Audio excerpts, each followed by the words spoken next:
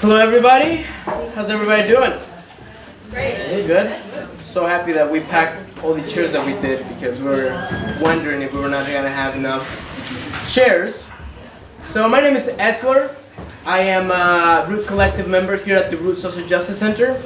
I'm one of the photographers as well of the I Am Vermont project. And my picture, I think, was taken over there in the back. So I don't know if you saw it, but so I want to talk a little bit about the Root and what are we doing at the Root? I don't know. Who has been at the Root before? Sweet. Who has been at one of the forums before? Sweet. So we have a lot of new people on the forums. Good, good, good. And we also have this sofa over here. So if you can't see very well, there's this sofa that is super comfy. And just saying, if anybody wants the front seat, whole couch. Cool. So we have a lot of new faces. That's good. That's what I like.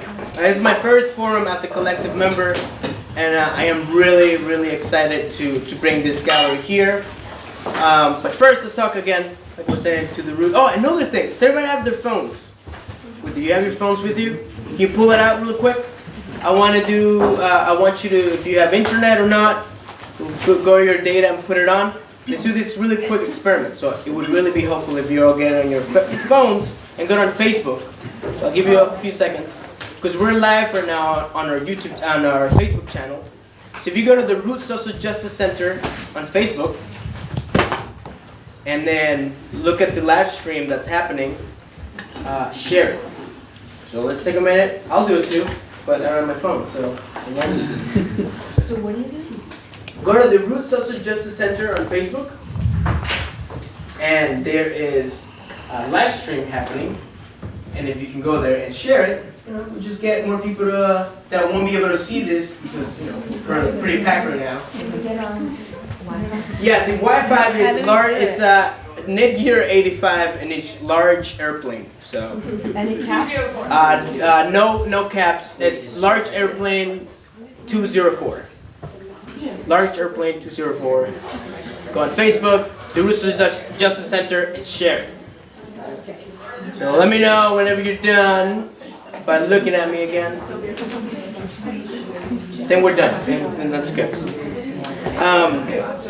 And thank you for watching, people on Facebook. If you also can share it, that would be awesome.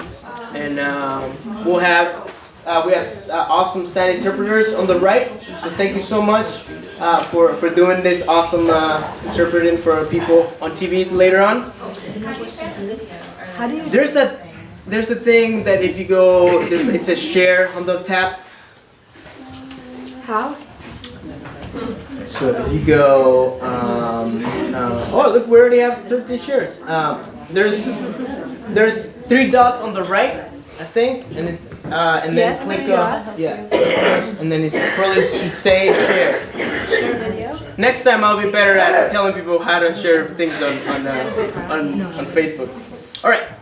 So the Root Social Justice Center is an open space for people, organizations that are aligned with our values to have this space. We have it open for organizations that can afford a place. It's accessible. And financially and differently able as well. We're growing in numbers. We still, if you want to be, well, I guess I'll say that in a second. But we have a lot of different programs now that are really cool. If you want to maybe on your way out get one of the pamphlets and look at all the projects that we have. It's Families United, which is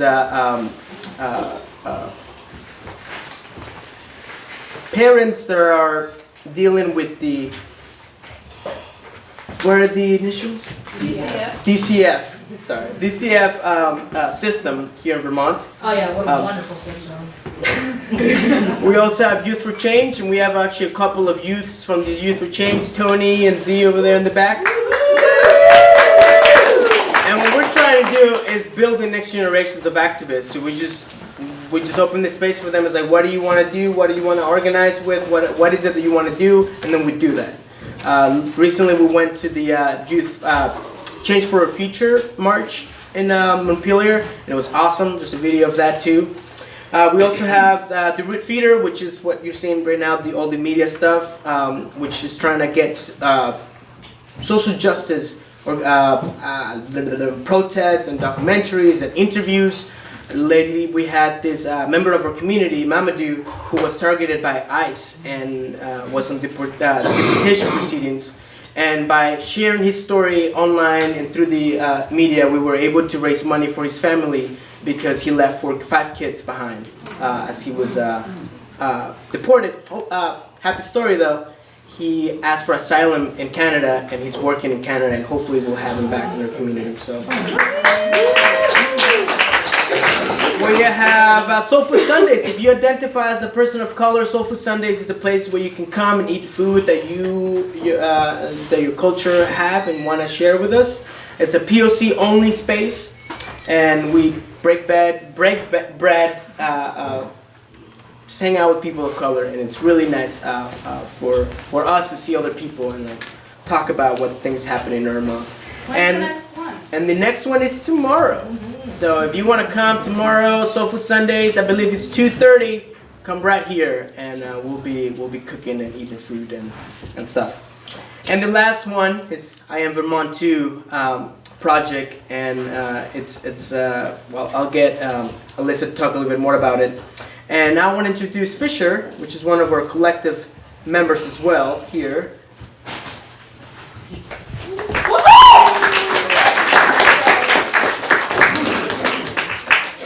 So what I am going to do is be talking for a minute about dollars, money, change, if you will, pun intended. So I'm going to pass these around. If you all have already thrown some cash in, thank you. And if not, here's a great moment to do so. So I have a question. Who here in the audience is a monthly sustainer for the Root? Yeah! So our monthly sustainers are the folks that help us plan the best. The work we are doing is hard to get funded. It's hard to get community organizing in rural areas led by people of color funded. And so we rely on our community to fund that.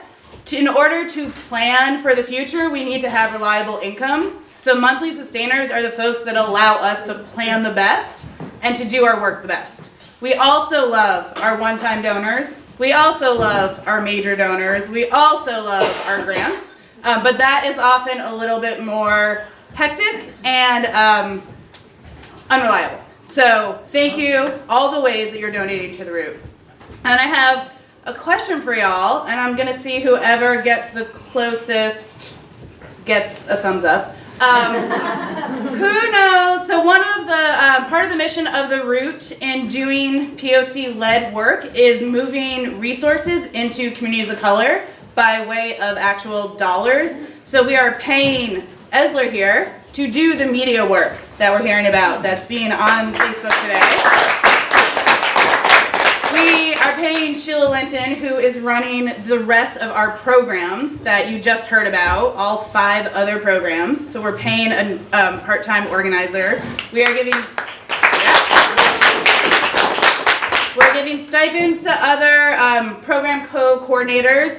We are able to pay folks to do things like make our incredible logo, also made by folks of color in Vermont. So with that, how much money do you think the Root moved into communities of color in 2017? If you know the answer because you've seen it written. So guesses, in 2017, how much money did we move? I'm just gonna guess $50,000. $50,000, that is more than our annual budget, but that would be amazing! Thinking big. Yeah, thinking big. We would love to get there, right? What do you think? Someone else, lower than 50,000 for last year. 12,000. 12,000! Super close! Someone give me something a little bit higher than 12. 15. 15! We moved $15,000 in 1 year from folks pulling it to the Root and us paying folks. So when you think about where your money's going, it is going to things like paying rent for this space, but it's also going to pay folks to do the work that is necessary and to acknowledge the labor that is happening by people of color in our communities, and that needs to get paid in order for them to survive and keep going and being in leadership positions. So Thank you for your donations already. Thank you for continuing to donate. Thank you for thinking about becoming a monthly sustainer or already doing it. And thank you, and from the bottom of our hearts, for really just trusting in us at the Root for the work we're doing and continuing to do. All your donations are, in my mind, like giant hugs of keep going, and we believe in the work that y'all are doing. So thank you for that. And I will now pass it on to John? Actually, Alyssa is going to talk a little bit about the I Am Vermont Too project. And thank you. Thank you, Fisher. This is Alyssa. I came down from Burlington, so thanks everyone for welcoming us down in Brattleboro. So I'm just going to give a little kind of history and background and mission of the I Am Vermont Too project. So I think it was visioned up by Sheila in March of 2014. Has anyone heard of I think it was called the I2M Harvard? I think it was like maybe 2010, 11. It was kind of inspired by that. And as you can see on the wall, it's a project that kind of talks about what people of color are experiencing in Vermont, and especially gets at microaggressions, experiences that may be invisible to a lot of white folks, and this is things that people of color may have to deal with on a daily basis. Just a little bit of background is the big emphasis in the project on like collaboration, relationship building, organizing, all the work is kind of led and done by people of color, from the photos to the social media to the event planning, to like we came down and hammered these things together, so all of kind of the labor and work is done by people of color. We've had a lot of shows all throughout the state. It started in the State House, February 2017. Since then, we've had shows in the city of Burlington, Johnson, Linden, Montpelier High School, Spectrum Multicultural Youth Fair, City of Burlington, and now we're in Southern Vermont, and hopefully it will be shown around this part of the state some as well. We have a core team and volunteers throughout the state, and I'll pass this around in a minute for any people of color that want to get involved in any way. That could be to participate either as a volunteer or have your photo taken. It could be to request a show, or it could be to organize with the People of Color Caucus. One of kind of like the bigger goals of doing this type of organizing work is, again, that relationship building, building towards having People of Color Caucus throughout the state, and having another really big State House exhibit in February 2019. I also want to thank Zephyr and Lotus, who I believe donated some of the materials here. And I think that's all I have about the project. I'm going to pass this around. And the other thing is, because again, this is a project that's kind of led and organized by people of color, if you'd like to request the project and you're part of an organization, we ask that a person of color that's affiliated with that organization kind of be the person requesting, be the contact person that's going to help organize the project. So I will pass that around. And I'm Alyssa, and Ezra and I will be kind of back that way at the end of the show taking photos. So any people of color that would like their photo taken, there's a brief release form I can help folks fill out, and then they can get their photo taken. And then I'm going to invite Sha'an up, who's going to go a little more in depth into microaggressions. So welcome up, Sha'an. Thank you. I'm Sha'an Mulher, and I'm co-coordinator along with Sheila Linton for the I Am Vermont Too project, and one of the folks that you pay. Thank you very much. I also want to add to what Alyssa said around the exhibits we've had.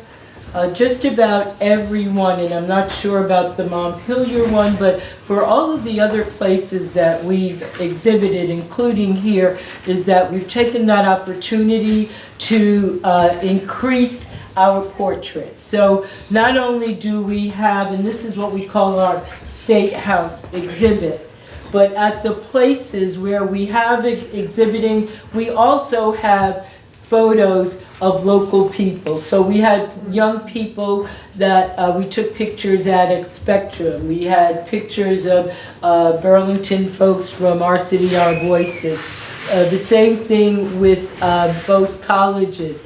And in the room over there are photos that was taken at the birthday party that Ruth had. So we not only have what we call our State House exhibit, but we also have a local site exhibit. Okay, So microaggressions. We actually have a handout that can go more into depth about it. But I would like us to have maybe a foundational understanding. A lot of the work that I do is nonverbal. And being that only 7% of our communication is verbal, there's a whole lot of work to be done there. For this particular activity, I'm using microaggression, which we can use in a form if you're focusing on race. But right now, I would just like you to think of a time when either you experienced from the receiving end, you experienced from the giving end, or you experienced from witnessing. So we have three different points of view. We have personal, right, of I am the receiving it. We have personal, that I am giving. And we have I am a witness. I look at that as being kind of more universal because we're not exactly in it. A microaggression for me is any situation. It can be a person, it could be a thing, it could be something you see on the movies, it could be something that you open up and read in a book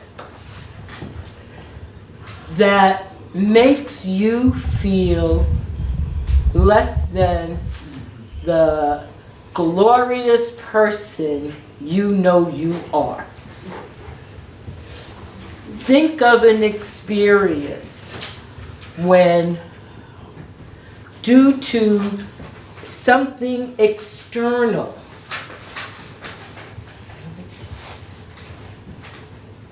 so whether it's how you look, how you interact in the world, that made you feel less than human. Now sometimes we might be saying something to someone and not recognizing that. And that's why I said something that you may have done. I'll give you an example of something that I've done. Calling somebody by a name that isn't their name. Now, I can say, I see a whole bunch of people. And I might not be able to individualize every single face. You may look like somebody else. And so, or I may just be horrible in remembering names. So here I'm thinking I'm doing my best because I'm kind of remembering your name. But one more time, someone has called you a name that didn't belong to you. So that is an example of, okay, I think the receiving side, but sometimes we don't think about like the giving. I assume sometimes a lot, and then I act on that assumption. And the third time is a witnessing. So were you in a situation where you saw an interaction that you felt was maybe unjust, where you felt that a person was being put upon? Does anybody need, before I give you the rest of the instructions, does anybody need any more clarity around what's needed thus far? Does anybody need any more time in being able to come up with a situation? Because we need a particular situation to do this. So if you've never experienced any of this in your life, and you may have, show it a hand so that I know that I can move on. Okay, so everybody has that in their mind. All right, this is what I'm going to ask you to trust me. I never prefaced trusting this in this situation until I worked in the correctional facility. So I'm going to trust you just to close your eyes and you're in a safe space right now amongst friends. Think about what that incident felt like. Not what you were thinking, but what was that feeling on whatever role that you're looking at.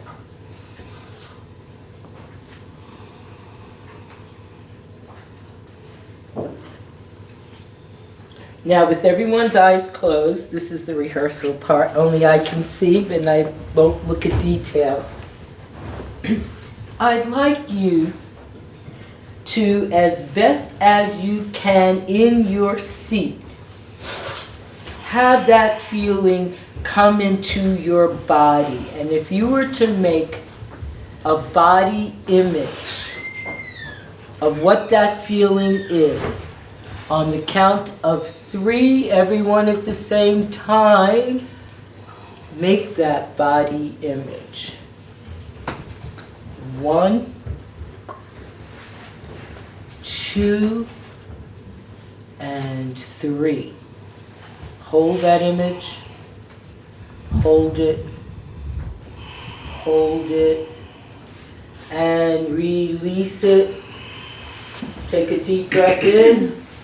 Let it out and do a little shiver. Okay, you all were great. Now what you're going to do is turn to the person next to you, so you'll have a partner. And you're going to be in turn. One partner is going to show the image, and the other partner is going to observe. I'll say switch, and that second partner will show the image, and the first partner will observe. Then I will give you a discussion question. So first, let's make sure everyone has a partner. And if you don't have a partner, raise your hand so we can partner you up. I need a partner up front. I would be the partner, but I can't facilitate and partner. I found that out a while ago. No, I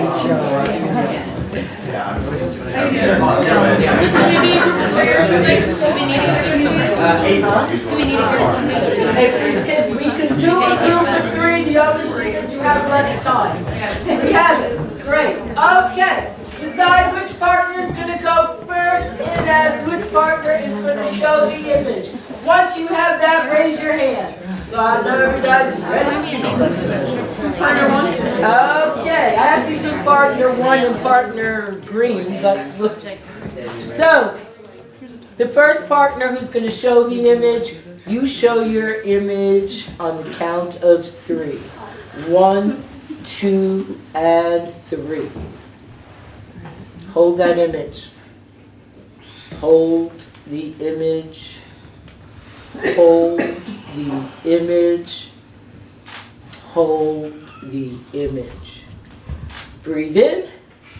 Release the image. Okay. No words said. The other partner, same thing in turn. Come into your image. And hold. Hold. Your partner should be looking at you. Hold. Hold. One more time. Hold it. Release the image. Take a breath. Okay. So, this is what the question is. What did it feel like first? And then the second question is, what did you observe? So, what, number 1, you're feeling when you were in the image? And the second part of what you observed. And if you feel so inclined in what you observed, you can even put a feeling on that. So you might say, you know, I observed a body that was all curled up, and it made me feel powerless. All right? So a question. Just a clarification on who's talking, the person I'm observing her, or? So you're going to be coming from 2 points of view. You're going to first talk about what your image was, all right, and how that made you feel. We saw it, but we don't know what the feeling was around it. And then the second part of it is then you will say what you observed about the other person, all right? Any other clarifying questions? Okay, let's see what 5 minutes, maybe even 4 looks like in back and forth conversation. I could do an active listening, letting one person talk and the other one listen, if that's your preferred style, if you want back and forth. But what you want to get out of it, that each person has expressed what their feeling was and what they observed. Go for it.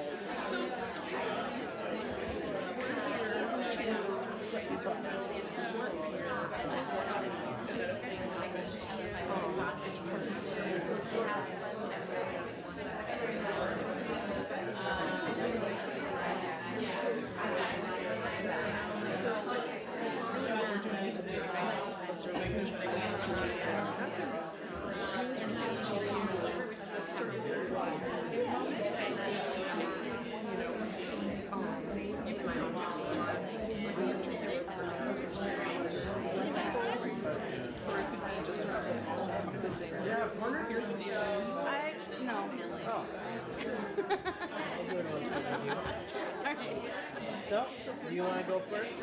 Yeah. Oh, no, not really. So,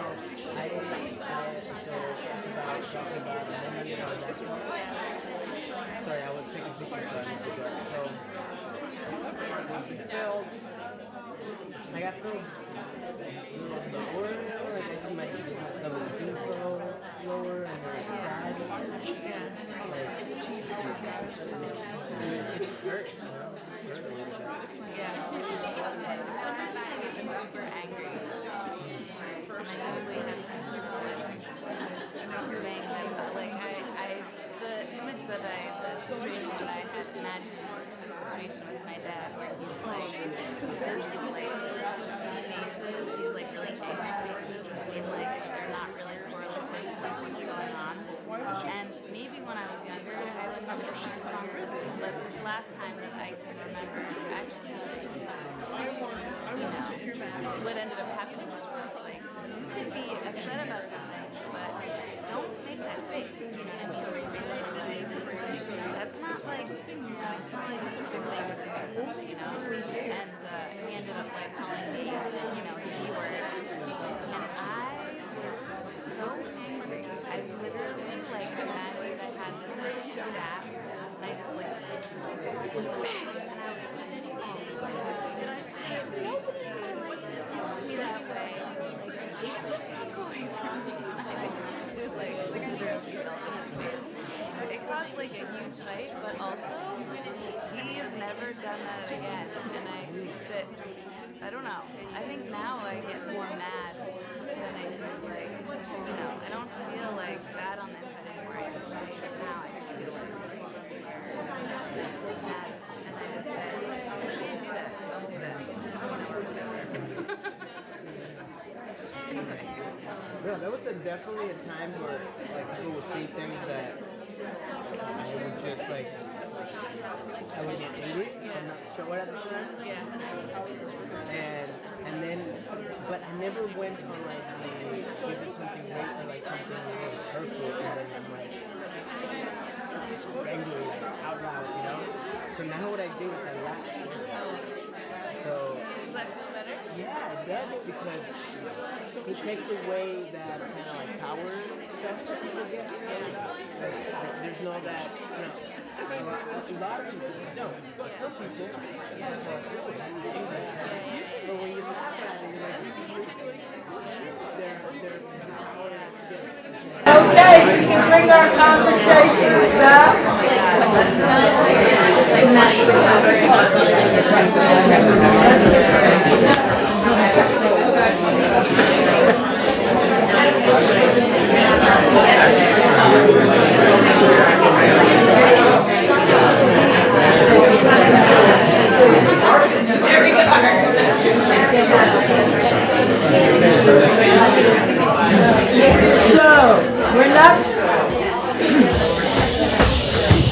So we're not going to actually have a railroad whistle. It sounds like a railroad train whistle that I've been known to use. So we're not going to ask everyone, but I wanted to get kind of flavor and a sense if people would just like to share briefly either their feeling as the person who had experienced microaggression and or the experience of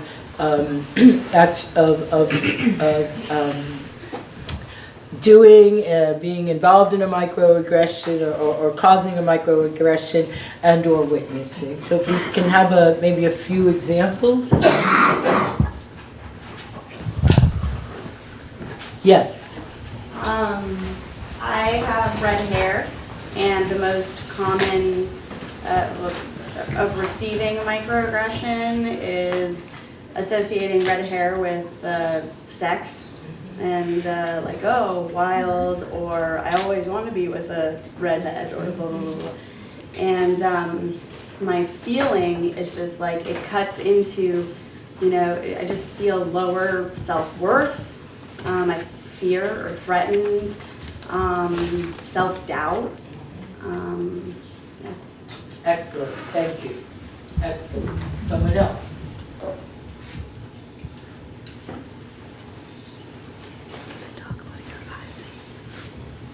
Yeah. So I have my partner's permission to talk about this, but what I observed with Tony's, right? Mm-hmm. It wasn't so much like a big gesture. It was in her eyes. It was like her eyes couldn't believe what they were seeing, was my interpretation of it, and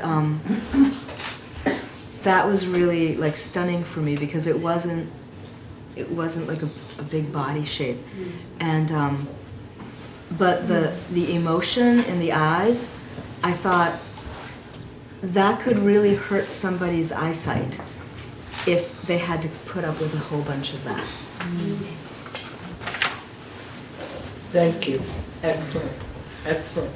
You have 2 points of view. A third one? Yeah. Okay, so I'm biracial and I present as very light-skinned, and so I've been in a lot of microaggressions where people aren't aware that my father's side of the family has African ancestry. So thank you, honey.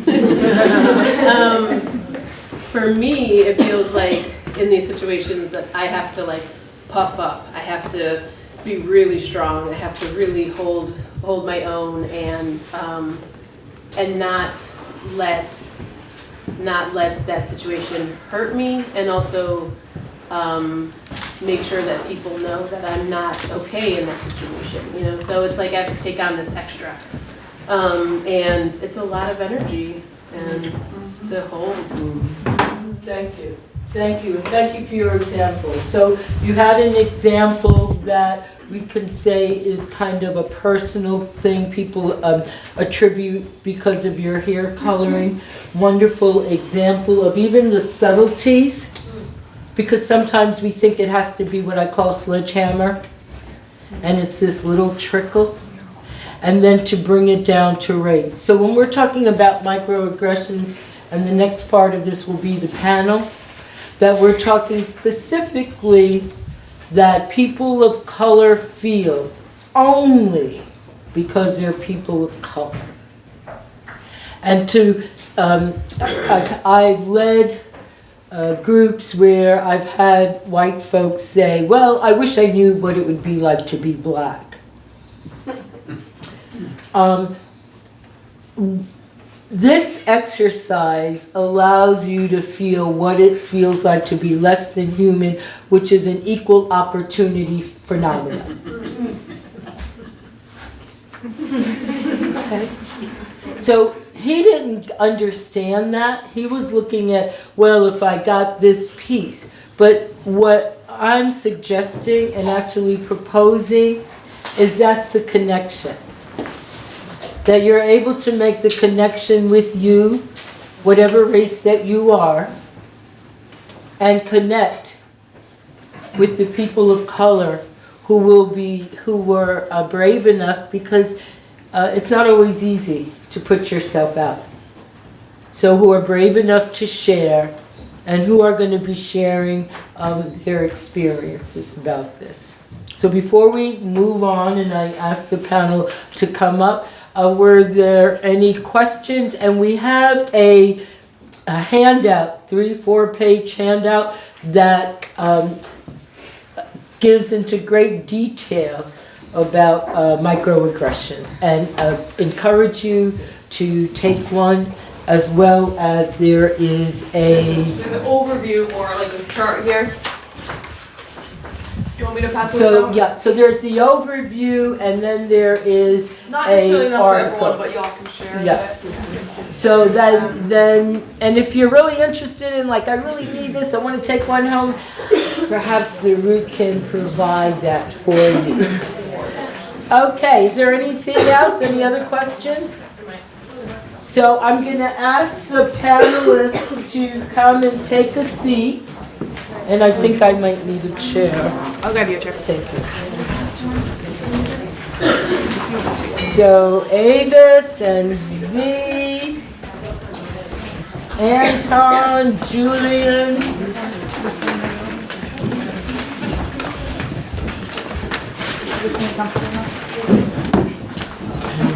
Just wanted to see them.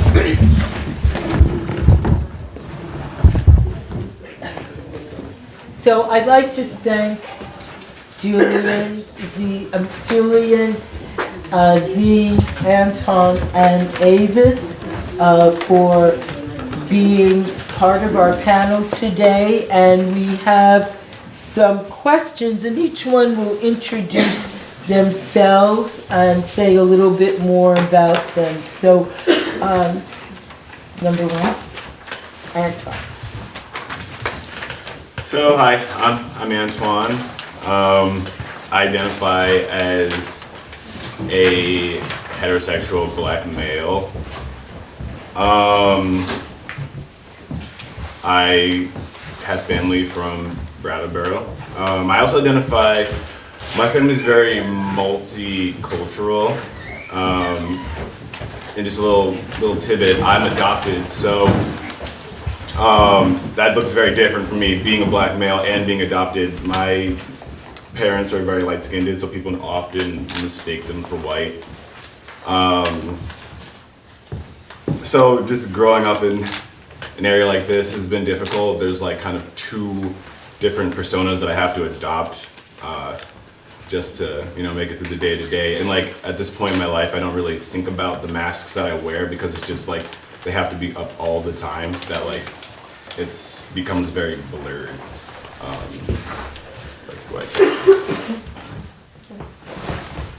Julie. Hi, I'm Jillian, and I identify as a Latina, Peruvian, and American. I too am adopted, and I was adopted into a Caucasian family household, and also female, and yeah, are we going into the family part? No, you're from Brattleboro? I'm not. So I pretty much grew up in Saxonsville, Vermont, which still isn't very far from here, but it's a very small, like it's even been considered a village before. I don't know if that's like completely accurate, but it's small, and definitely not very diverse. So that's something I've always kind of struggled with. My ethnic identity and my racial identity always felt different, and for a while it even felt like I was lying if I was saying that I was Peruvian or Latina, because I didn't grow up in that culture. I'm Z. I identify as gender fluid / a whole other realm of gender. I use they them pronouns also. Identify as black. And I grew up here, growing up here. I'm in high school. Yeah, my family's from here, and yeah, I've been living here for my whole life. Yeah. My name is Avis, and I identify as black, female, woman, girl, those kinds of things. And I've lived in Brattleboro for a while, but I was born and raised and grew up in the Bronx. And I grew up in a neighborhood that was not culturally diverse. It was mainly of one particular culture that wasn't mine. And being in another culture here in Brattleboro that isn't particularly mine, and coming from a family that was intensely, very culturally oriented, is interesting. It's very, very interesting. Thank you.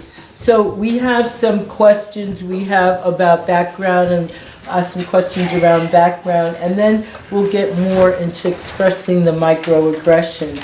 So some of you have talked about you grew up where there was some diversity, and also that you weren't born in Vermont. So those who were not born in Vermont, what was your reason for coming, or your family's reason for coming to Vermont? I'll go first. Well, I was born in Albany, New York, and I had ended up in Vermont through the foster care system. My biological family was, they were addicts, so I wasn't able to stay there. So I ended up coming here through Vermont through a couple of different programs, where I met my parents now, who are from here, Julie Cunningham and Jay Cook. I'm sure a lot of people know them. They're awesome people. You know, so like it wasn't my, like I didn't have a choice to come here, but this is where I came and this is where I grew up. And so I've taken what has been around me and I've just used it to like, to my benefit. So I was born in Peru, and I lived there with my biological family until I was almost 3 years old. I was born in 1990, and during that time there was a terrorist organization called the Shining Path that was like just, life in Peru was not good. There was a lot of extreme poverty. My dad had issues with drugs and alcohol. My mom was raising 3 other kids on top of me, and she could not afford to take care of me. She could not provide a good life for me, and so she made that like ultimate sacrifice to send me here, and she was really focused on sending me to the U.S. Because she believed there was better opportunity and more wealth, and that whoever I was going to be with would be somebody who could really love and provide for me. I was adopted into this family, and we moved to Vermont. We lived here for a couple years, and then we actually moved to North Carolina for like 4 or 5 years. And so there was definitely a lot more diversity there. And then we came back, and I've kind of been here ever since. So again, it wasn't exactly my choice. Yeah. Avis, what brought you from New York to Vermont? Well, I came to, well, actually, we always came to Vermont. We came to Vermont almost annually for many, many, many years. And then after I grew up, a program that I was in, an academic program that I was in at home in New York, had an annex here. And I came to finish the program. And that's why I came to, actually the program's annex was in Dummerston. And I would, believe it or not, commuting between New York and Dummerston. Can you imagine that? It was quite a commute. And then I said, well, why not just move here? It's a nice place. I like Vermont. I've always come back to do other things here. And so that's why I came.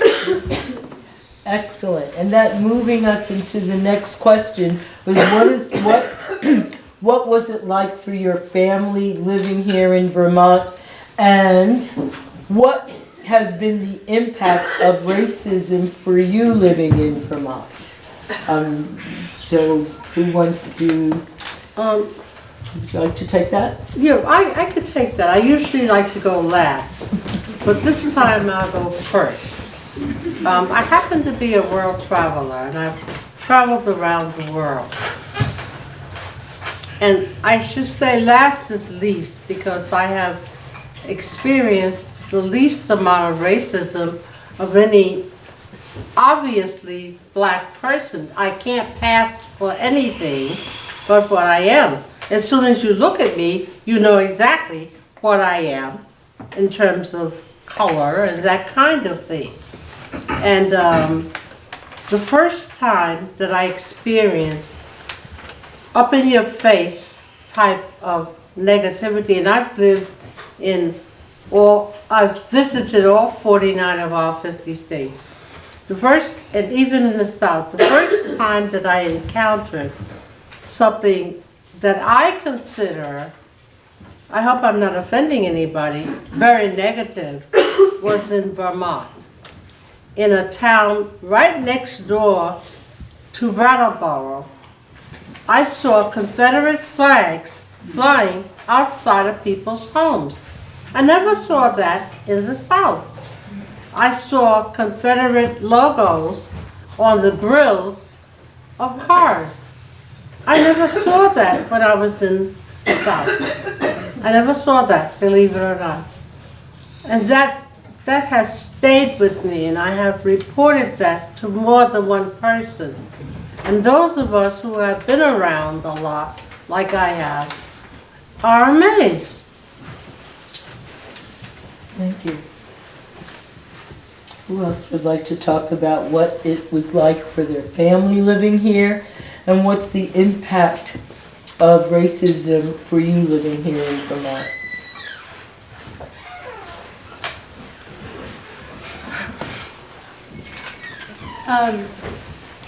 So in my adoptive family, I also have a younger brother who was also adopted from Peru at the same time that I was.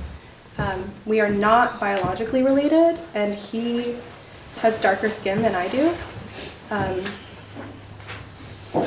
So there was always this, like, just he and I were always aware that we were different. We looked very different than our parents, and they also have a biological son, and we look different from them. I just like constantly carried this feeling that I was different. I didn't have people around me who I looked like, who I felt like I could connect to in that way. And it was something that was constantly called attention to by everyone else around me. I always got people coming up to me and just being like, I generally knew what they meant, which was like, what is your ethnicity? Or instead I would get like, what are you? Which isn't a very welcome question, but I received it all the time.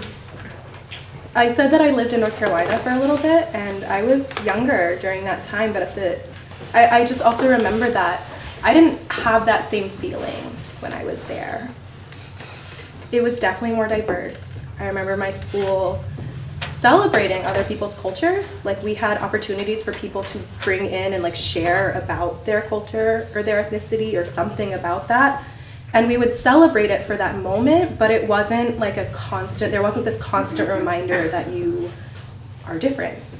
And I can't say the same for Vermont. It's just not really diverse. And so I think that brings out a lot of curiosity. I don't think people always mean to be saying something that is harmful or hurtful, but they do it. I would say that was more of the, as far as racism goes, that's more of what I experienced. It definitely came out a lot more in microaggressions, but at the same time, there were some moments where I would get called derogatory terms, or people would speak about that in front of me, not directly to me, but they would be giving me glances and like snickering, and I knew that they knew I was there and that they were almost as if it was like a performance for me, but in a way where they could also claim that it wasn't intentional and it wasn't directed towards me. So I just, yeah. My mom, she wasn't too. She was born here, and so she kind of knew like what she was getting her kids into. But I have an older sister, and I just would always, I remember like we were just always connected and like what was happening, and she was always like, oh, what happened at school today? And like we'd always talk about it and always be like, oh, well, there's a lot of racist stuff here and it happens. And we're family and we're going to talk about it and this is how we're going to deal with it. And so that's kind of how I've been growing up, and yeah, that's what I've been doing. And also it's been, growing up here, it's really hard.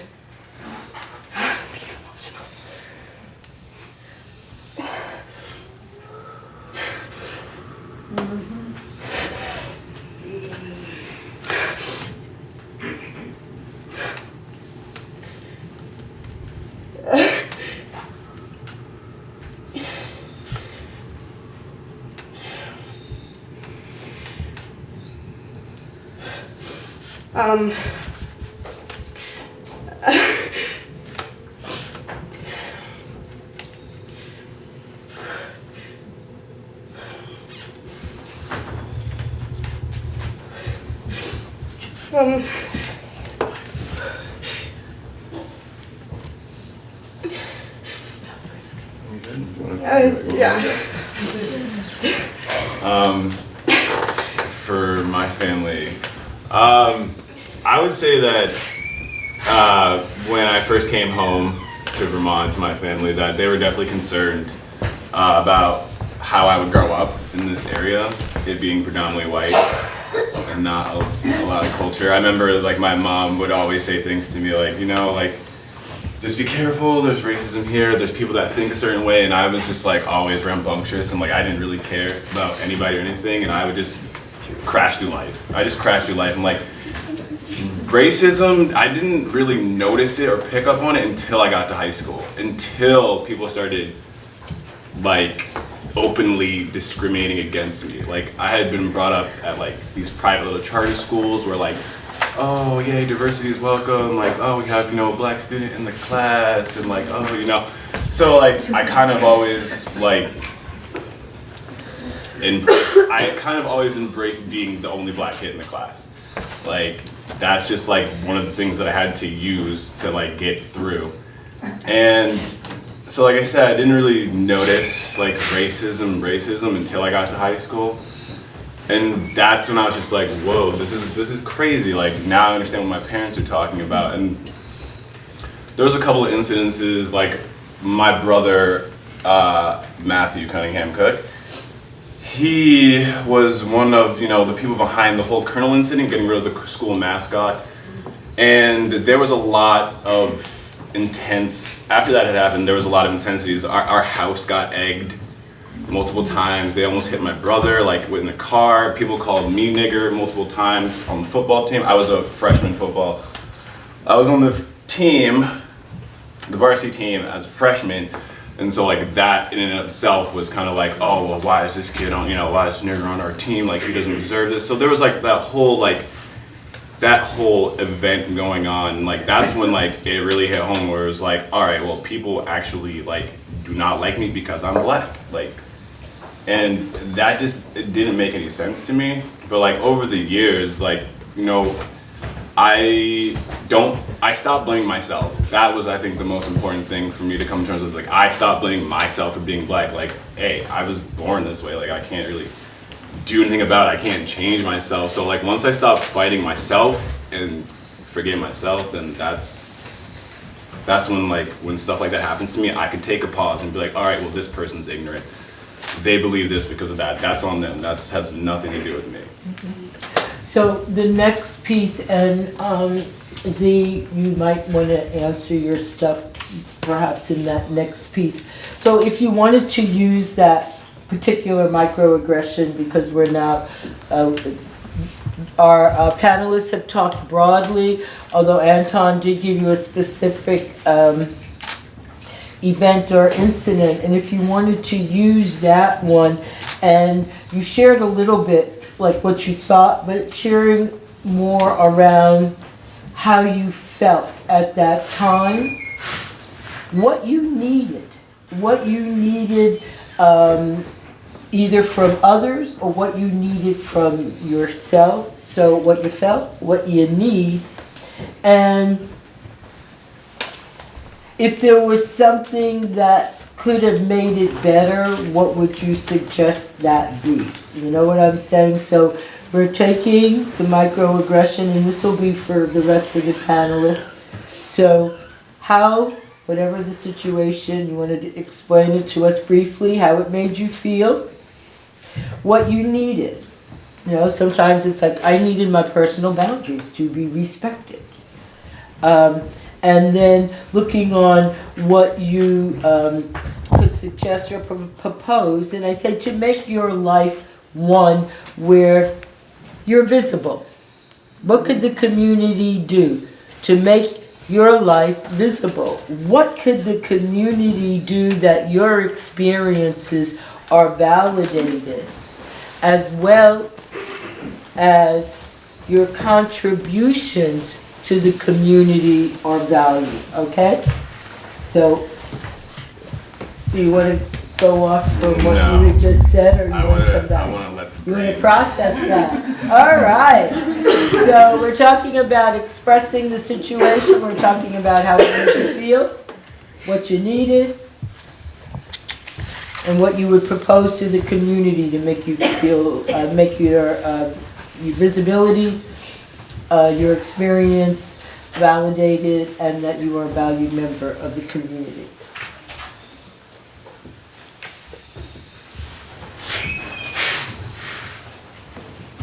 I think you might want to take that. Yeah.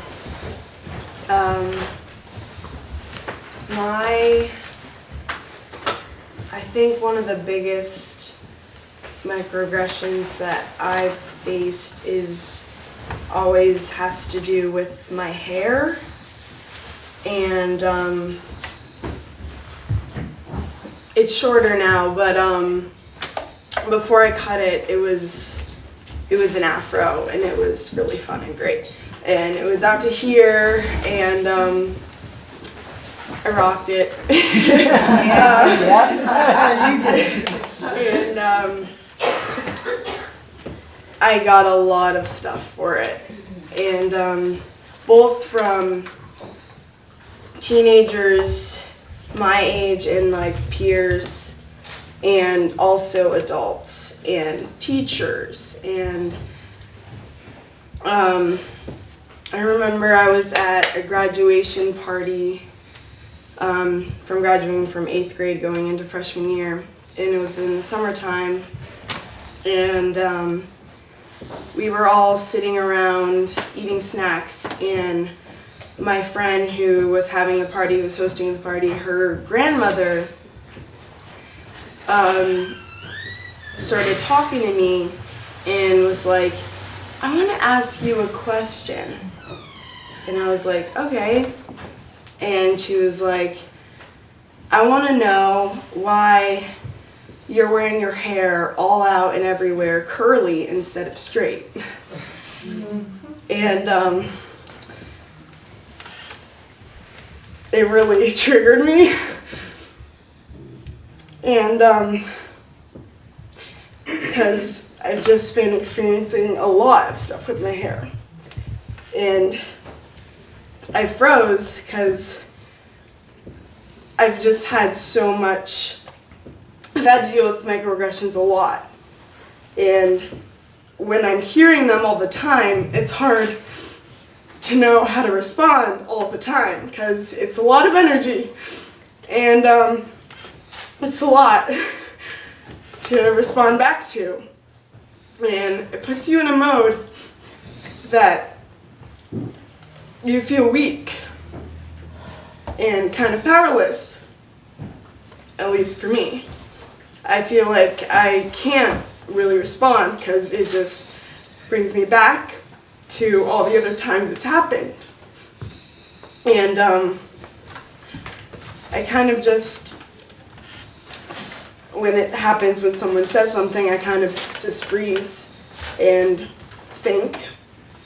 And I really think that when that happens, I really do need space and support from someone who gets it. And when I'm in those situations, it takes me a while to respond. And knowing how to respond, because it's hard and it really depends on who it is.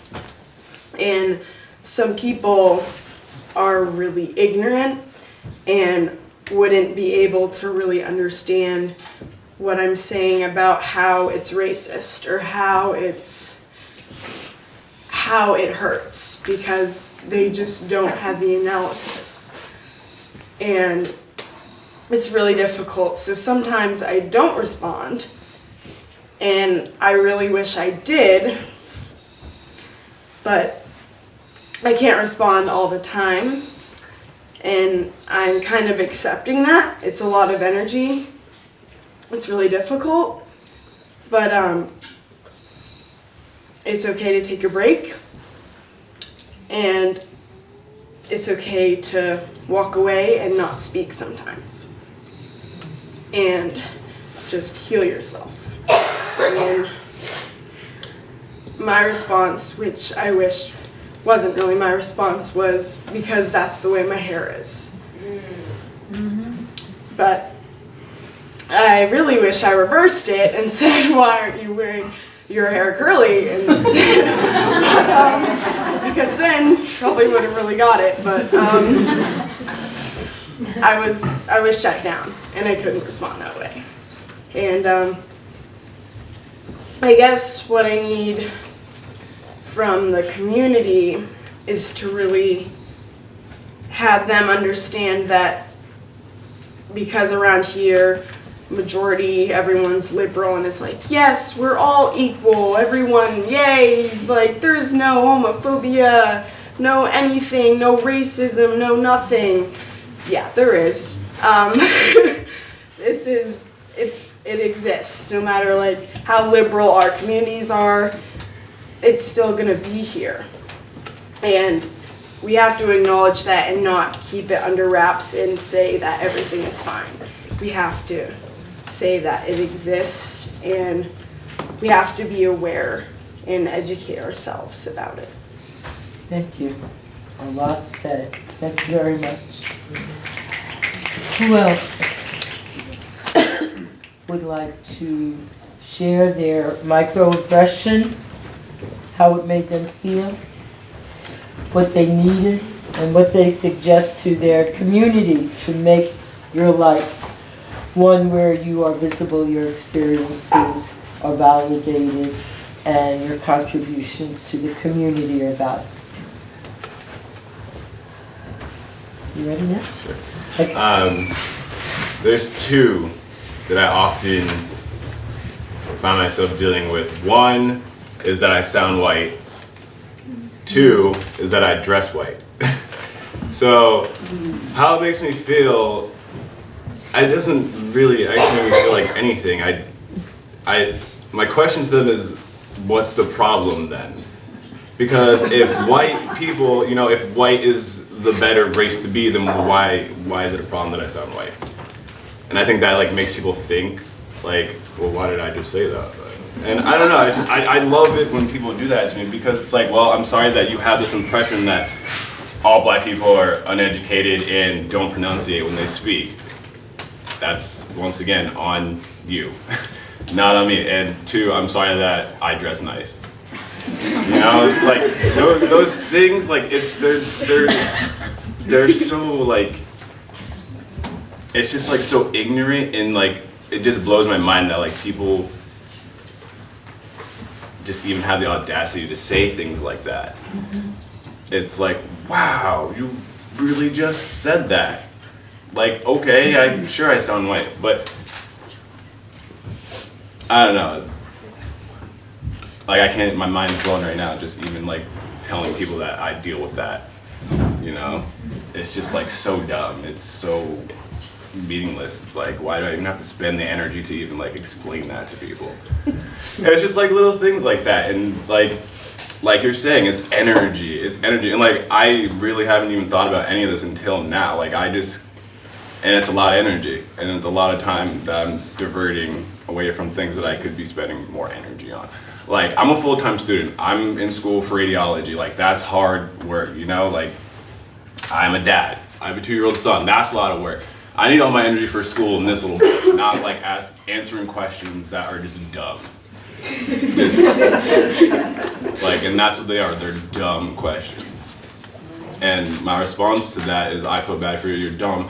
And what the community, I think, needs to do is, I guess, have some kind of a conversation with people in the community that, hey, listen, like, just because you see a black person doesn't mean that they're gonna speak in Ebonics. Like, you know, I feel like when someone sees me, they expect me to be like, yo, what's up? Da, da, da, da, da. Like, I don't even carry myself that way.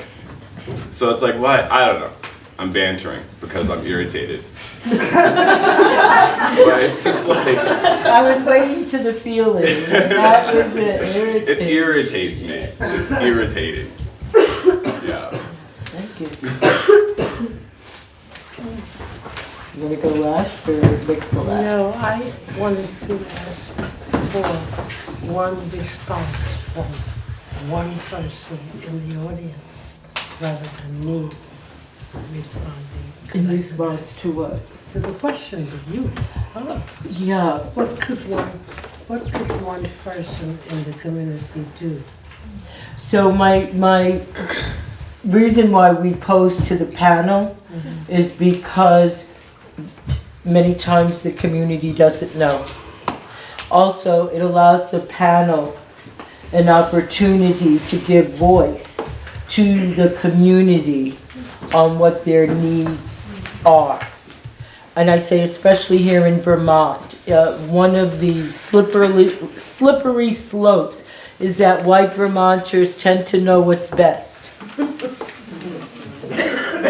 And so, as opposed to asking in the audience what they could do, getting the information, my background is in popular education, getting your information from the people who are most affected by the situation.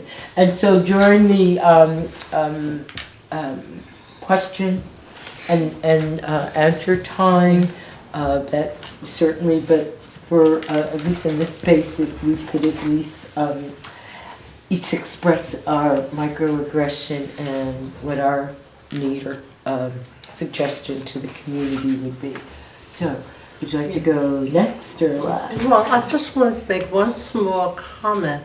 There's a lot of xenophobia in Vermont. You have the expression flatlanders, and if you weren't born in the oven. I forget the whole, some of you know that story about Yeah, just because just because you're born in the cat had oven, a kitten that in doesn't oven, mean you're a muffin. Yes. Well, you go ahead. Just because a cat has a kitten in the ovens doesn't mean you can call the kitten muffins. So there's a lot of xenophobia in Vermont. So it's not surprising that people who are here, whether you have blonde hair, dark hair, whether you're tall or short or whatever, someone's going to say something about it. You weren't, your great-great, even if your great-great, on and on grandparents were born in Vermont, that doesn't make you a Vermonter. So what? All right, so I'm not a Vermonter. I still eat 3 meals a day. I still go to school. You know, I still drink water. I mean, I feel as though each person has to look at it as an individual, really, rather than as a group.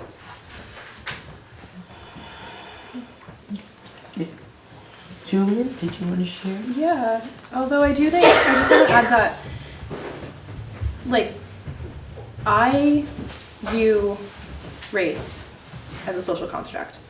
I think if we look into history, that's would be something that could be pretty well proven.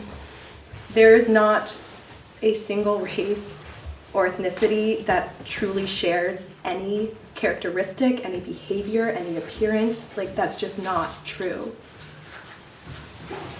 And I think, like we touched on, some panelists touched on physical appearance, you know, hair, skin color, or language, as if because you are from a certain place or you have a certain skin color, you are supposed to carry yourself in one way and speak in a certain way. And that's something that I really want people to take a step back and challenge that, and like question why it is that they think that, or why it is other people think that. And now I'm gonna go into a bit more specific for me, which do relate to physical appearance and language. I'm kind of lighter skinned right now. In the summer I tan pretty easily, but I've always looked different than my Caucasian family. And since Vermont itself just doesn't have a lot of diversity, that question, the what are you, was a very common microaggression for me. I got it all the time by pretty much anyone, anywhere. And it is exhausting to constantly be giving an answer to that. I'm a human being. I don't necessarily feel like I should have to explain myself in any other way or identify myself in any other way to anyone. I don't care if you're a stranger or a friend. It's exhausting. And it always made me have to like think about myself in a way that I don't think I should have had to. I started to question, like, who am I? What am I? And I stated before that, like, I'm Peruvian. I was born there. And later in my life, I started to change my answer from being like, I'm Peruvian to I was born in Peru, because I did feel like I was mine. I did feel like I didn't have a right to claim this country or this ethnicity as my own, because that's not what I grew up in. Yet everyone else would see me as something and they'd want an answer. And so it was like I was starting to provide this answer for them, not for myself. Well, at the same time, it would leave this impact on me where I just would question like everything about who I was and where I belonged. So that was one microaggression. And then the other one is language. And it still goes back to the fact that I was born in Peru. I spoke Spanish before I was adopted. I didn't have the most extensive vocabulary because I was adopted when I was close to 3 years old. But once I was adopted, I was told by my adoptive family that I stopped speaking for 3 months because they didn't speak Spanish. I didn't speak English. They didn't take me to anyone who spoke Spanish. They didn't try to connect me to any sort of community that like spoke that, where I would have exposure to that and continue to learn and grow with that language. And so I forgot it. And that's something that still has a huge impact on me now. That's a big part of why I don't feel like I can claim that I'm Latina or that I'm Peruvian, because that is the language. That is not the only language. There are other languages. But it felt like that was a really big part of like what connects you to that identity. And it felt like I couldn't truly say that I was because I couldn't speak the language. And so that was another one where people would come up to me, complete strangers, and just start speaking Spanish to me right away. Like no introduction, nothing. It was just immediate Spanish. And I was left there feeling stupid because I didn't know what they were saying, and I felt like I should. So I felt shame and guilt. And oftentimes it would be Caucasian people. And that had a whole nother thing for me, where I'm like, how is it that they know this language, the language of my country, of my people, of my family, of my blood, that I don't know? And it hurt, and it still does.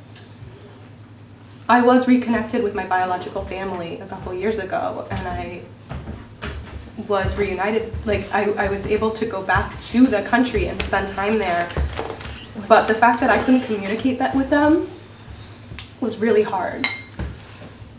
And I still struggle with that so much. Like, my comprehension has improved a lot, but speaking, I struggle. I freeze. I'm like so fearful of getting anything wrong. But you're going to when you learn a new language. But because there's this like personal part of my identity attached to it, it just makes it so much harder. And so I think I really would love if people could like take a step back from making these assumptions all the time and just acting on it. You don't know anything about anyone else that you see ever. You just don't. Try having a conversation with them. Try getting to know them. Don't just assume something and believe that that's true. And then force them to have to question that part of themselves. Thank you. Thank you. Thank you. So one last question for each of you. What barriers, if any, do you think you have put up because of racial microaggression? So we've heard stories, and as people had talked about their feelings, and now if you feel comfortable enough to share, if you think you have put up any barriers because of microaggressions. Whoever wants to start that one.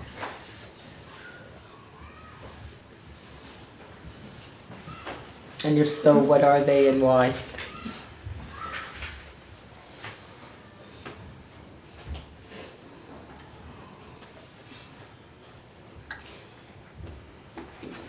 I don't know if this is how the question was intended, but I feel like I've put up some like personal barriers within myself. It doesn't always have to do with other people. It just is that this exists. Microaggressions are very common and prevalent, and I think people don't always see it as damaging, because when we think of like racism or things that are hurtful, it has to be overt, right? Like that's how we tend to think of it. And so microaggressions are more common, they're more prevalent, but they're still equally damaging. They're still devastating. And it almost just like, it leaves me with this feeling that I'm never going to escape it. It's always going to be there. Every single day, any person I meet, any interaction I have, it could make an appearance. And I don't want to like live my life in a way where I'm fearing interacting with people or shying away from that. But at the same time, like there's a part of me that sometimes just like doesn't want to do it. Just doesn't want to face the day. I don't want to like have to think my own thoughts. Yeah, I don't really know. Thank you.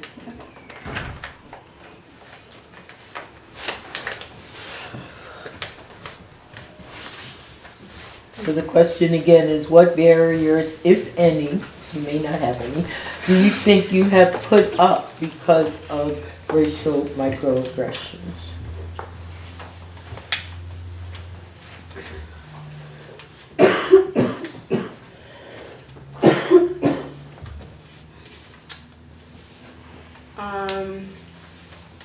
I think that a barrier I've had to put up is kind of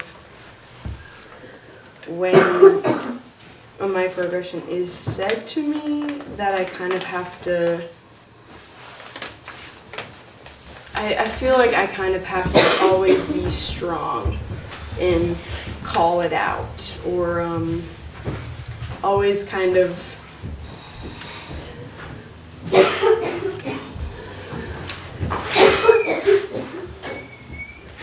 yeah, I think that just because of who I am, I'm always supposed to be strong and call people out as sex-wise, oh, a strong black woman, and like having to call things out and always be on top of things, and doing that, I think it's put me in a place where I feel like I always have to call people out, and I never really have a time to back down. I always have to do it. Avis, Antoine? I would say, for me, I like end up putting myself in a box. I like end up believing that like I can't do something, or I don't have the capacity to do something because of what other people think. And sometimes it's very limiting. Especially like right now, I'm in school right now, and like I have a hard time with school. Like I have a learning disability, which I've like managed to just overcome time and time again, but it's still like in the back of my mind, there's still that box there of like, well, you know, like why are you trying to become a doctor? You're black. Like you're gonna get through med school and then you're not gonna get hired because you're black. And then I think like, well, why am I going through all this education? Why am I trying to become a doctor? When I get there, they're just gonna deny me at the door. And then, so I think that, and then like some days I just don't even want to try. But then like, you have to like find it within yourself to be like, that's what I think, but that's not true. It's not true. I can do whatever I want to do. And so you just strap on your shoes and you go to school, you know, every day. Because I mean, what's the alternative? Mm-hmm. Nothing. I tried working at a dead-end job, it just didn't take. So the alternative is to better yourself and get up and out. Thank you. Avis, did you have anything to add? Do you have any barriers that you think you might have put up because of racial microaggressions? I don't think so. I really don't.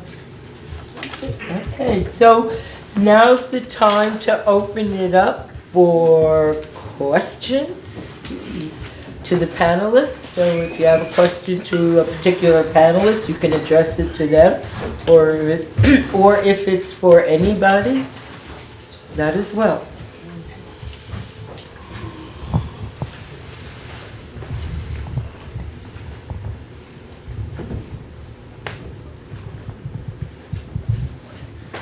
I just want to thank all of you.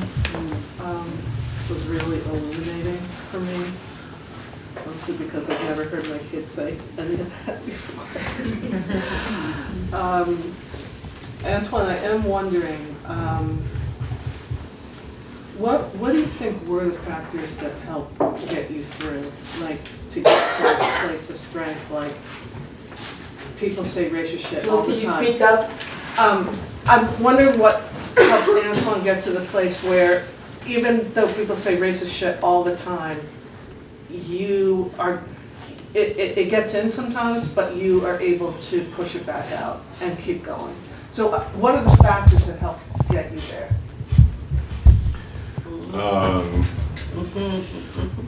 I'm just laughing in my head because it sounds kind of cool in my head, but it's really not cool at all. I don't know, like, so growing up I was in a lot of trouble, like with the cops and with my parents, and I think a lot of what got me through it is like, when I was younger I was impressionable, I wanted to be cool, I wanted all the kids to like me. I was kind of like an odd duck because like the black kids thought I was too white, but the white kids said I was black, so it was like awkward, like for me to fit in anywhere. But I think that a lot of my acting out and like getting in trouble with the law and being arrested and like going to jail had a lot to do with like this like identity crisis of like trying to fit in all these different groups. And like once that I realized like I was going to jail and getting in trouble to impress people because I wanted them to like me because I was black or because like I sounded white or something, which is really dumb.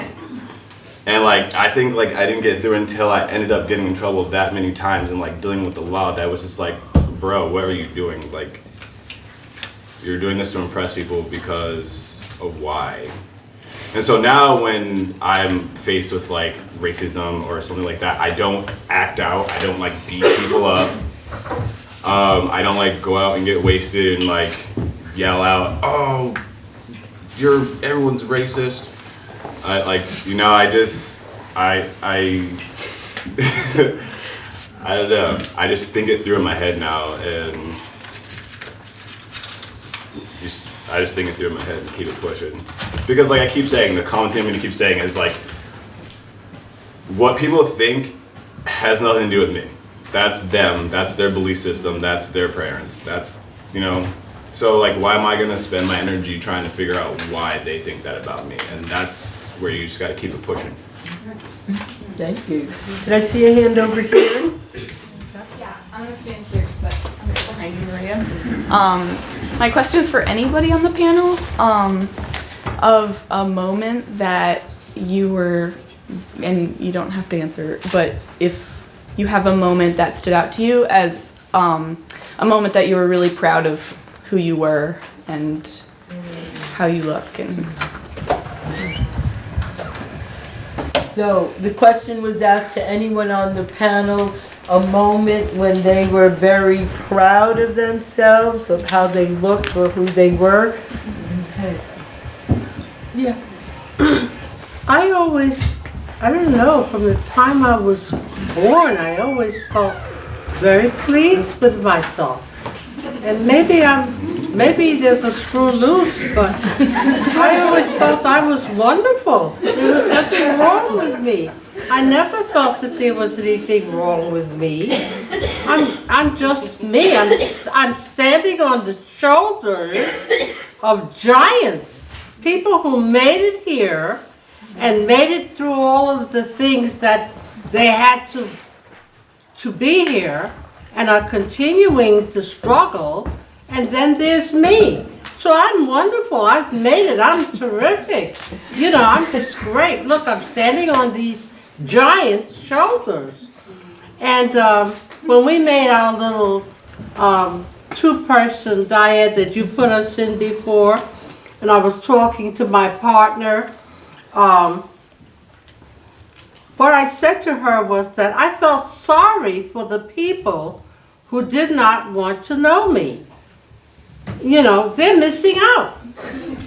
You know, so they're unhappy with themselves. Otherwise, they wouldn't be behaving the way they were. Remember I told you that? Yeah. Okay. exactly that. You do it. It was me. Okay. That they're using their energy. They must be very unhappy with themselves if they have to show that much negativity to me. They haven't even gotten to know wonderful me. So they're missing out. So they're very unhappy people with themselves. But I've always felt that way. So the people but people have not been mean to me. All of you have been really nice to me. When I was in Norway, when I was in Peru, wherever I was, people have always been nice to me, and I've been nice to them. Thank you. Anyone else want to share a moment?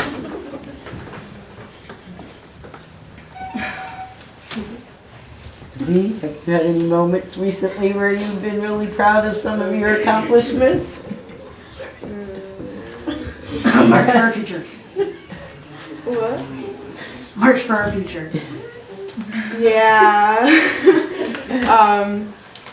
When we spoke, the youth group went to the March for our Future in Montpelier, and we kind of just got there and swang right in there. And we were chanting, and it was really great. And then we got up on the podium to speak in front of how many? Like 3,000 people. Wow. And yeah, it was awesome.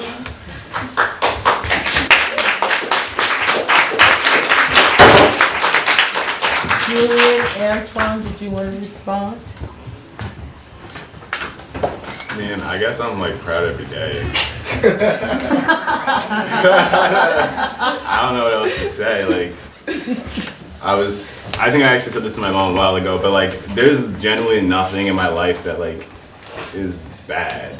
Like, I mean, I'm blessed. I have a house. I have a loving family. Like, I guess, I don't know. Like, every day I'm proud. Every day I wake up, I do what I gotta do. You know, and that makes me proud. Like, I could be dead or in the jail cell, I guess. So every day out is a proud day for me. Excellent. Julie, did you want to add? Sure. I wish I could say I feel proud all the time, or that I've always loved myself, but I don't. And I definitely still struggle with that now, every day. I told everyone that I struggled with my identity growing up, and there was a long period of time where I used to always wish that I had blonde hair and blue eyes, because that's what I thought was beautiful. That's what I thought I was supposed to be. And it's taken a lot of time and a lot of work to change that for me. So a moment where I felt proud is when I've been able to address that and kind of change my own desires, to say that it's okay that I'm not blonde-haired and blue eyes. Like, I love my features. I love my skin. I love where I'm from. I love my struggle. And coming to terms with that and celebrating it, not just accepting it, not just saying it's okay, but being like, this is amazing that this is who I am. And I want to share that. And I had a moment, we held an event here. Well, not here, it was for here. The fundraiser with the open mic, remember that? Yeah, you remember. You remember. I actually wrote a poem that day that was titled, "What Are You?" And it was me addressing that question. And I felt proud of myself afterwards for being able to express all the things that are so hard to say and just acknowledge who I am and share that with the world.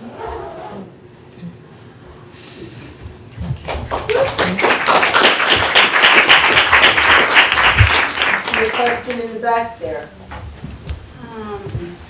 When the question about the microaggression that you experienced and what you wanted from the community was asked, I heard a lot of like, well, it's just stupid that these microaggressions are even happening, and you know, it's really what we want from our community is, you know, for them to be educated and woke. And the reality is Vermont has a long history of whitewashing, brainwashing, whitewashing. And some people can just open their eyes and wake up sometimes, but it's work. And so I was wondering if any of you had suggestions, ideas, what would educating or people getting educated look like in events or forums like this, or events highlighting people of color voices, or just anyway, so whatever I'd like to hear. Any suggestions? I think often other people feel as if the responsibility of educating falls on the shoulders of those who are facing these microaggressions, who are facing racism, and it's not always our responsibility. It's not.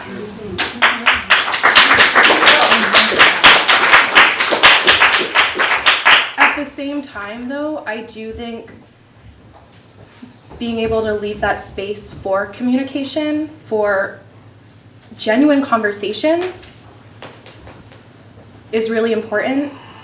But just know that it's challenging for us because we're facing that all the time, and it's exhausting. You could have just said this thing a million times over to somebody who just doesn't want to listen. And I think that's a really important thing to recognize, is like when you're asking questions, ask yourself if you're putting yourself in a space where you are willing to listen and to hear, or if you're asking with this preconceived notion in mind that you almost want to like prove true. Because I think that happens a lot. I've had to learn how to kind of try and recognize that myself, whether or not somebody is asking a question because they're genuinely curious and they want to learn and they have a desire to just expand their mind, and or if somebody's doing it with bad intentions. I don't know, I had like more on this earlier. This is something I've thought a lot about constantly, because I do think communication is powerful and it's huge, and yet it's a really difficult thing to do. I wanted to add to that, and I'll get to your question. One of the challenges is that you're dealing on many levels. So you're dealing on an informational level, you're dealing with a foundational knowledge level, and you're trying to deal with communicating ideas at that same time. So it is very common in the dominant society, and it happened just the other day at the press conference when we were introducing the Ethnic and Equity Studies bill. The reporter wanted to know what books should they read and what books shouldn't they read. This simple list. You have the easiest access time ever in history as far as getting information. So if you're looking at just getting concrete what I need to know, there is a plethora of information out, whether you're looking at Wikipedia or whether you're looking at a social chat room. When you start to look at developing relationships, that's another level. And what comes into play is the inequity of power. And so if the dominant society is merrily going along and not recognizing how their power intersects,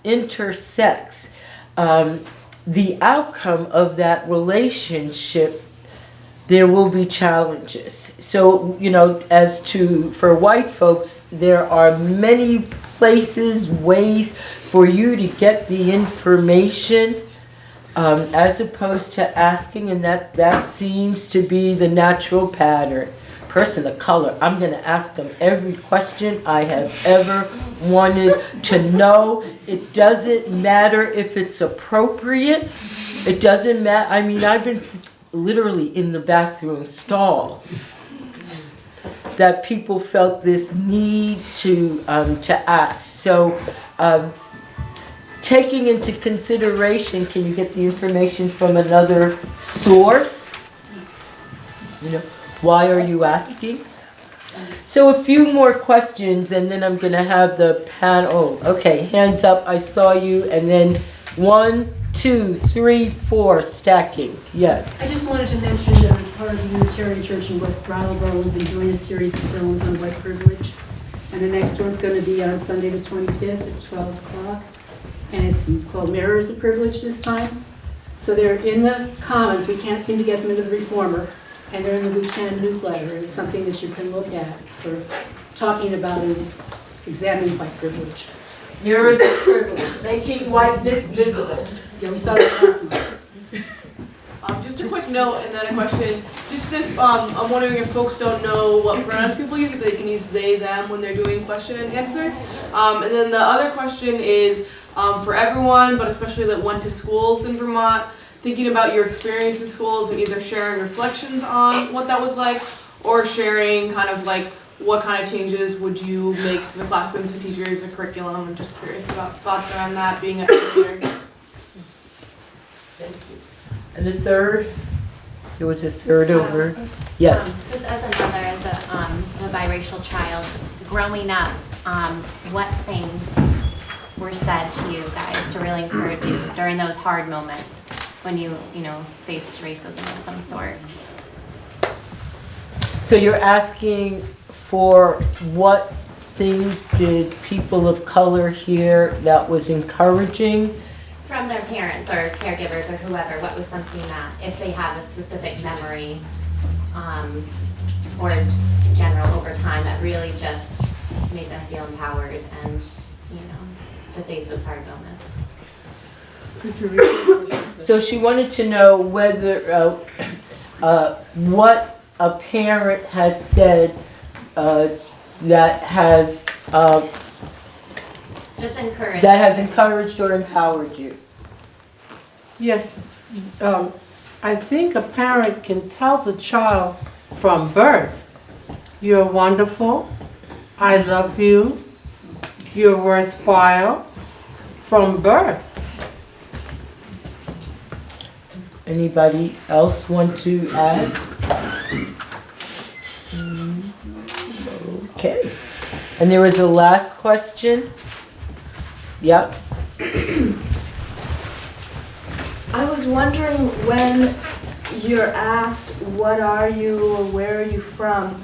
I was wondering if you ever had an interpretation of that, like they want to get to know me, but that's their line. Like that's what they're saying. And the reason I'm asking is because I grew up the only Hispanic family in this town west of Boston.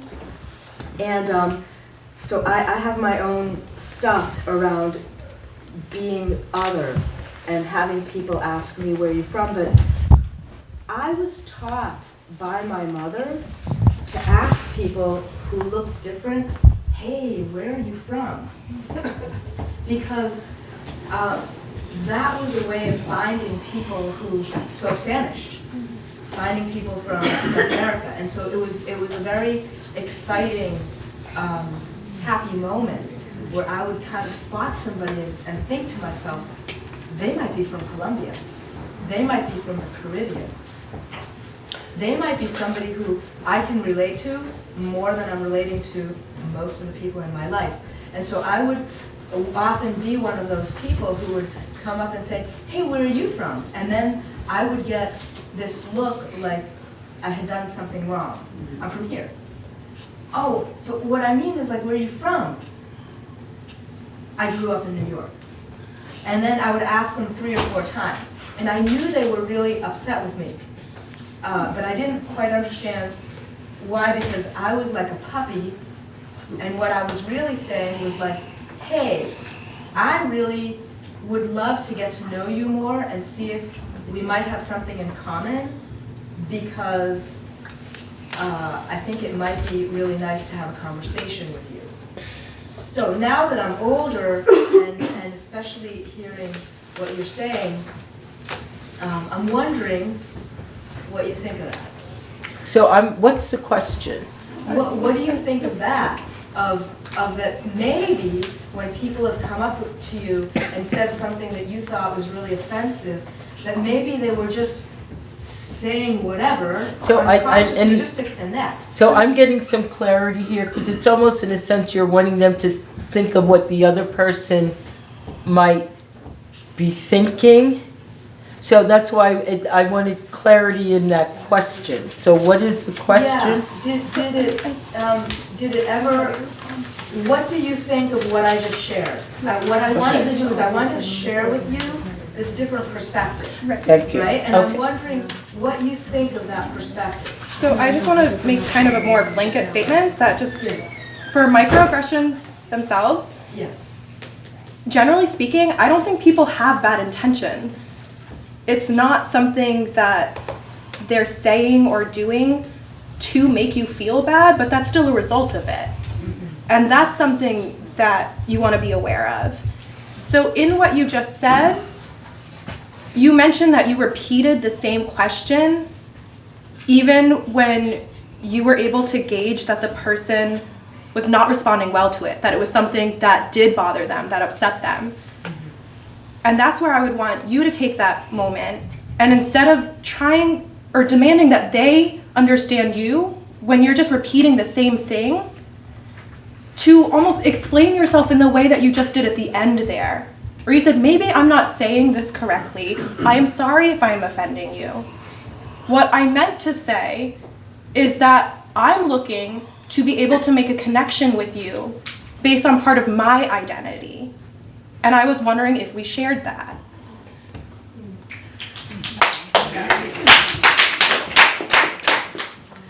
I agree with you 100%. So I'm sharing with you what I would do when I was young. And this question that some of you put out, like, well, I shouldn't be the one to have to deal with this, right? So being a Latina woman that grew up in New England, right? What has dawned on me in the 5.5 or so decades was, whether I like it or not, I have had to do something about it. You know, so I've started organizations and things. I've done the best I can. But I think that this attitude of that there is something you can do. Because when somebody comes up to you, stumbling around like a puppy, and asks you all sorts of questions that you think, these are inappropriate, can't they pick up on that this is not working for me? Like, to look and just keep seeing, what can I do? Because maybe, just maybe, they are so ignorant, and they just want to connect, and they don't know how.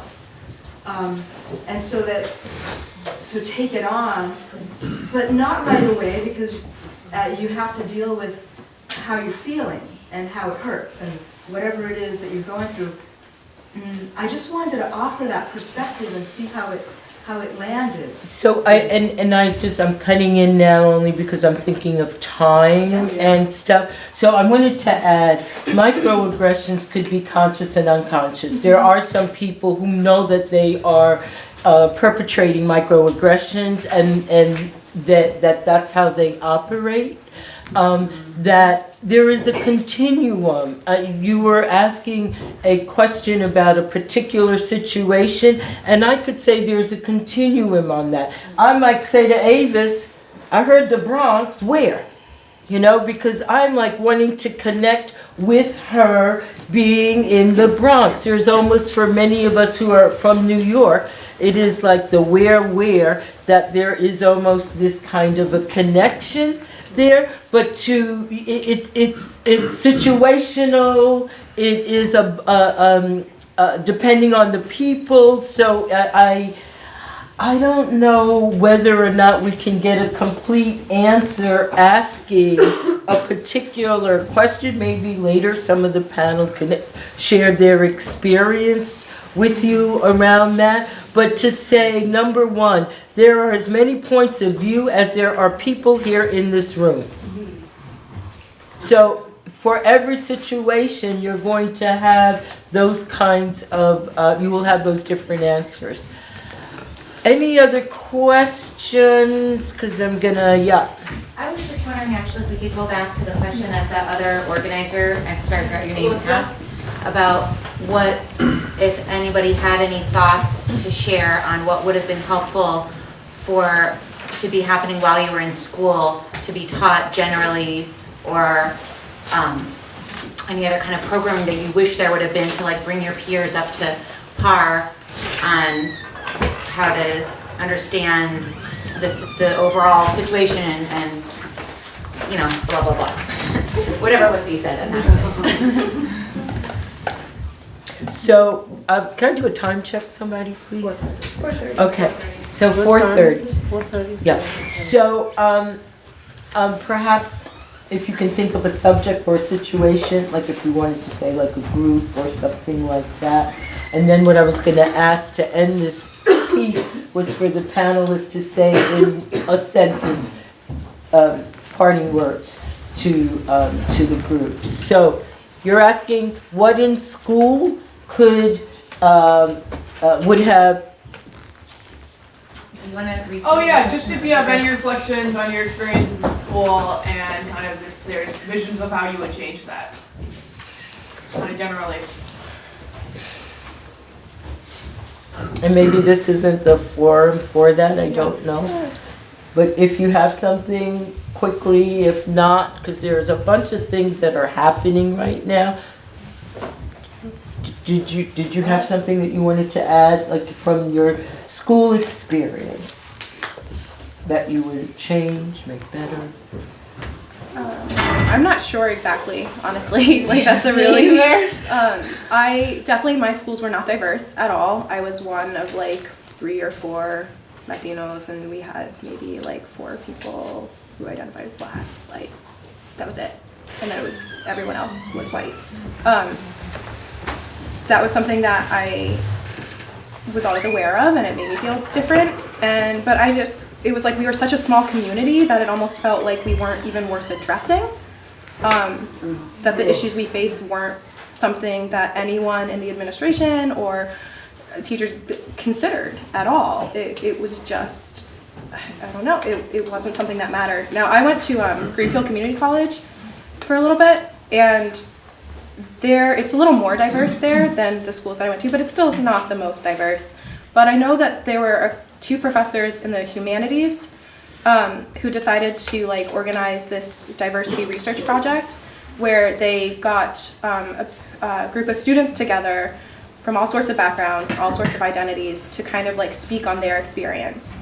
And from that, they wanted to like learn what it was that helped them feel welcome and in a way that they could thrive in this community.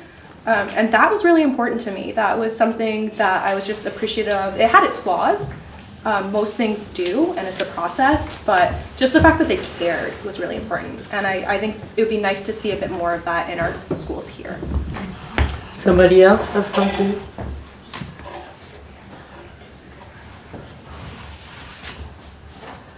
Yeah, I don't know.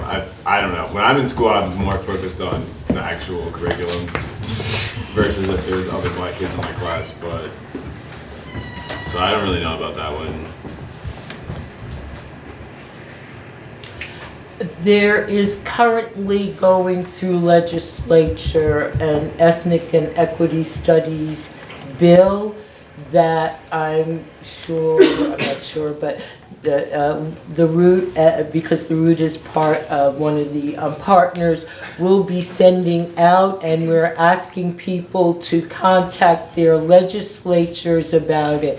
This bill is different as we're looking at ethnic-centered studies. This is the very first time in Vermont that we're looking at curriculum that has been developed by those people who have been most affected. And it's a multifaceted bill, I am trying to think of the name of the website for you to check it out and see the various components. But that's something that is going on in the schools right now. Are there any more questions? Yes, thank you. I want to thank the panel for your vulnerability. Each of you has a marvelous, kind heart. And I want to thank you for the love that I've received from each one of you today.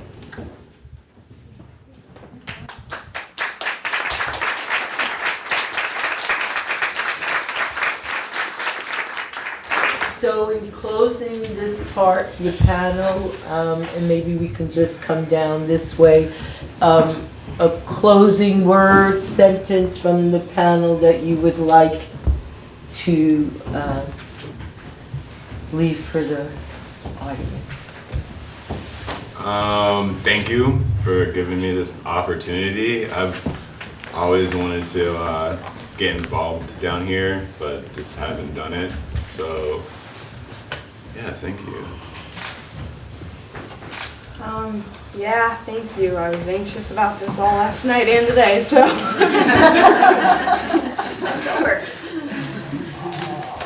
I have something I'm a talker, and I have like a little more that I wanted to say. Definitely thank you all for coming here. But I feel like I'm used to having this type of conversation more with people who do have an interest. Like you all had an interest in hearing about this and learning about this. But there's a lot of people who aren't here today. And I want the conversations or the ideas that came up here to be carried out there, not just by us, but by you as well. Have those conversations, challenge other people's perceptions and their ideas. Call out, like acknowledge the fact that microaggressions exist, because there's still a lot of people who don't think that's a real thing. And that you can enact one without that making you a bad person, right? Like I think people have this idea that if you partake in any sort of behavior that is racist, that all of a sudden that labels you as a racist and that makes you bad. And that's not always true. Like it's a very complex thing. Our history has just created this society where I don't know. I had better words. But you can, and more than likely do, engage in behavior that is damaging to others. And that doesn't make you bad, and it's something to learn from, and it's something to acknowledge. And I think it's totally okay to call that out in yourself and still love yourself, and to call that out in others and still love them. Well,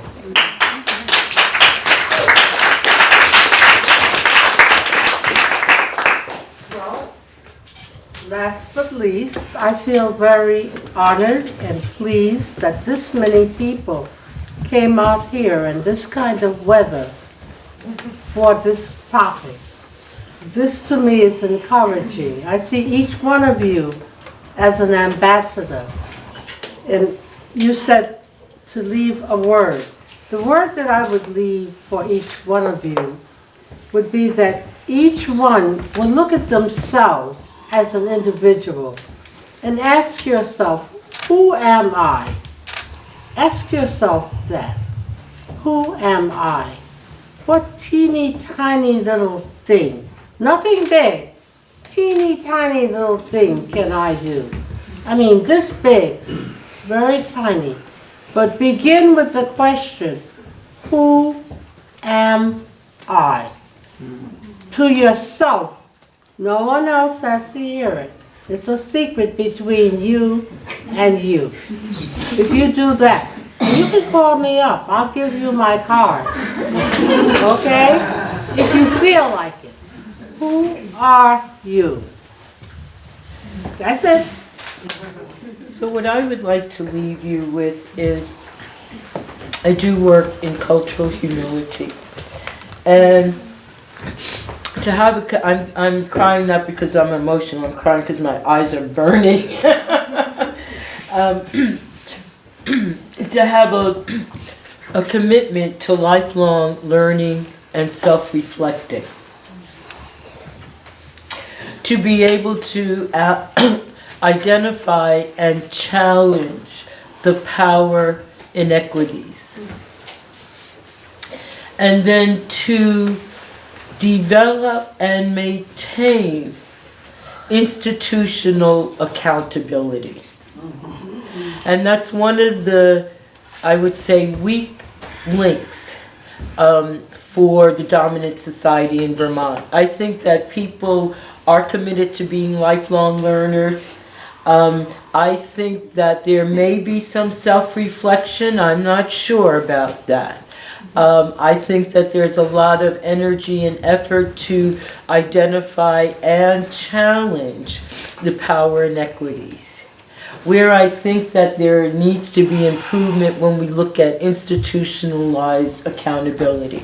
So if you're looking at racial justice and you have less than 5% of the population of color, where, how, and what does it look like to have institutional accountability? And so I would thank the panel for your coverage. It's been an honor to moderate you. I thank the group. It has been a pleasure and enlightening experience. Before we close, I want to ask Esler and Alyssa if there are any parting words that they would like to say. We're going to mingle and do that in such and such if you want to do your photo. Yes, there's one thing that I want to say real quick, and that is, I'm going to hold this picture right here. Oh. Thank you. So this is Sheila Linton, one of the founders of the Root Social Justice Center.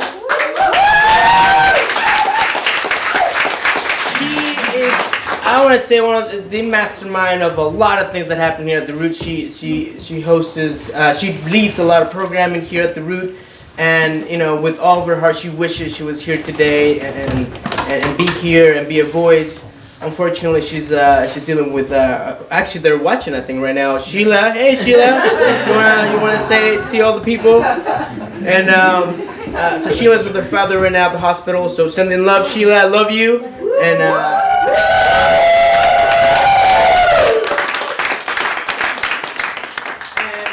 with Alyssa and me, we're gonna stay around for a little bit. So go around looking at the pictures if you haven't seen them yet. They're really funny and not so funny, and so go look at them, mingle. And this gallery is gonna be up all month for you know. Also, it's kind of nice that it's Black History Month, but also in Gallery Walk we're gonna open this space for Gallery Walk. So if you want to come Gallery Walk and talk more about this, again, thank you for the panelists. One more round of applause. Thank you, Sheila. Maria from Basic TV, or interpreter. And all of you.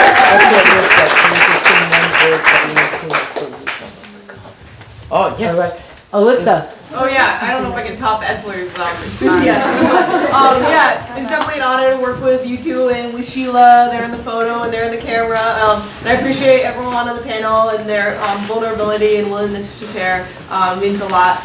And thanks everyone for coming out. And yeah, I'll be kind of back there in that little corner if there are any people of color that want to talk about the I Am Vermont Too project or potentially have their photo taken. We can definitely do that, and maybe we can add some photos for the gallery walk or something, get some more pictures up.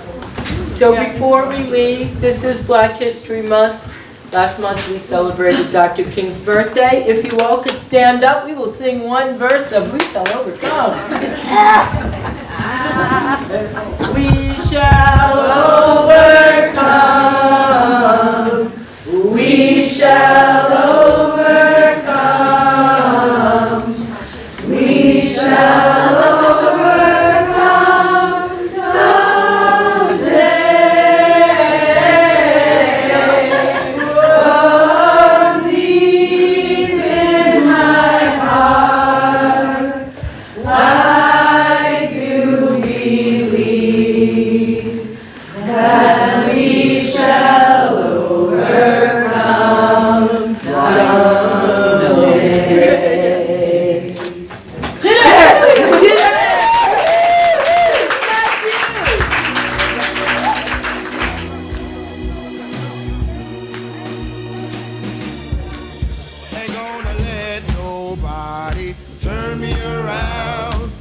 turn me around, turn me around. Ain't gonna let nobody turn me around. I just keep on walking, keep on talking, marching on the freedom land. Ain't gonna let nobody, can't let them turn me around, Lord, turn me around. Ain't gonna let nobody turn me around. I just keep on walking, I keep on because I'm marching on the freedom land.